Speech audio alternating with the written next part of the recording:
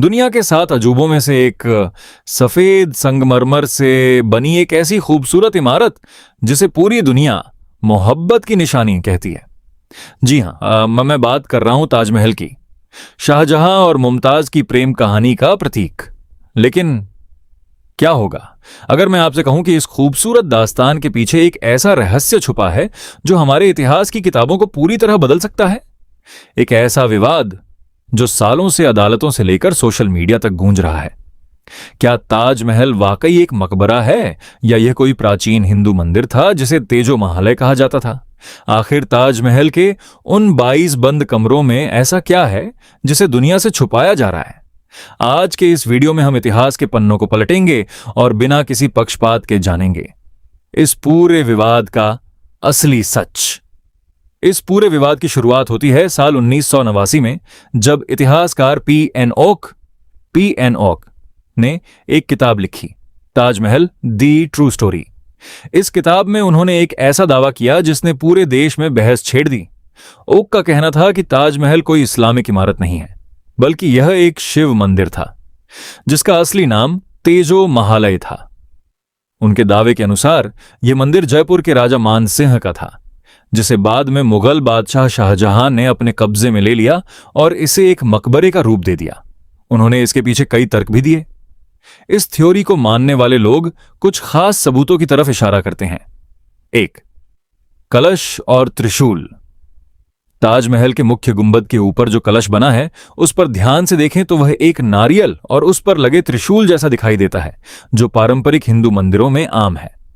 2. धतूरे और कमल के फूल। ताजमहल की दीवारों पर जो नक्काशी की गई है उनमें ऐसे फूल और आकृतियां हैं जो मुगल वास्तुकला से ज्यादा हिंदू वास्तुकला, जैसे कमल और धतूरे के फूल, से मेल खाती है। 3. महल शब्द का इस्तेमाल।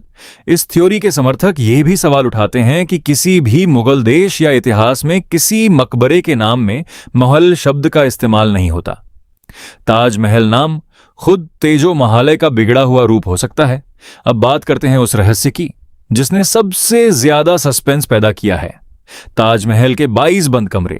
सोशल मीडिया पर अक्सर यह दावा किया जाता है कि ताजमहल के बेसमेंट में कई ऐसे कमरे हैं जिन्हें कभी नहीं खोला गया, क्योंकि वहां भगवान शिव की मूर्तियां, शिलालेख और प्राचीन मंदिर के अवशेष छिपे हैं। लेकिन इस बात का सच क्या है?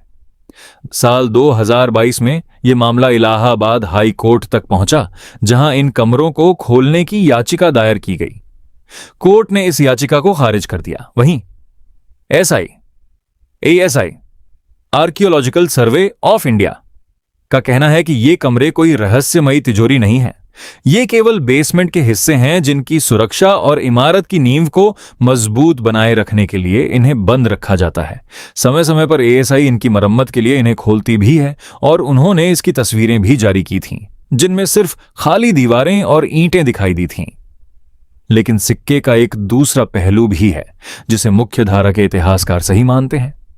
समकालीन मुगल दस्तावेजों जैसे कि पादशाहनामा, जो शाहजहां के दौर में ही लिखा गया था, उसमें साफ तौर पर मुमताज महल के दफन और इस विशाल इमारत के निर्माण का जिक्र है। इसके अलावा दुनिया भर के आर्किटेक्ट्स का मानना है कि ताजमहल में जो पिएत्रादुरा पत्थरों की नक्काशी और 4 बाग शैली का इस्तेमाल हुआ है, वह पूरी तरह से इंडो इस्लामिक वास्तुकला का हिस्सा है। जयपुर के शाही परिवारों के रिकॉर्ड्स में भी यह बात मिलती है कि शाहजहां ने राजा जयसिंह से यह जमीन ली थी, जिसके बदले उन्हें दूसरी जमीनें दी गई थीं। तो दोस्तों, सच क्या है? एक तरफ जहां भी ओक की थ्योरी और कुछ खास वास्तुकला के तत्व लोगों के मन में कौतूहल और सवाल पैदा करते हैं, वहीं दूसरी तरफ पुख्ता ऐतिहासिक दस्तावेज, ASI की रिपोर्ट्स और देश की अदालतें ताजमहल को एक मुगल मकबरा ही मानती हैं। इतिहास को लेकर दावे अनेक हैं, लेकिन आज भी ताजमहल भारत की विरासत का एक अनमोल हिस्सा है। इस पूरे विवाद पर आपकी क्या सोच है? क्या आपको लगता है कि उन 22 कमरों की एक बार फिर से गहन वैज्ञानिक जांच होनी चाहिए? अपनी राय नीचे कमेंट बॉक्स में जरूर शेयर करें। अगर आपको यह वीडियो इन्फॉर्मेटिव लगी हो तो इसे लाइक करें, अपने दोस्तों के साथ शेयर करें और ऐसी ही और ऐतिहासिक जानकारियों के लिए हमारे चैनल को सब्सक्राइब करना ना भूलें। मिलते हैं अगले वीडियो में। जय हिंद।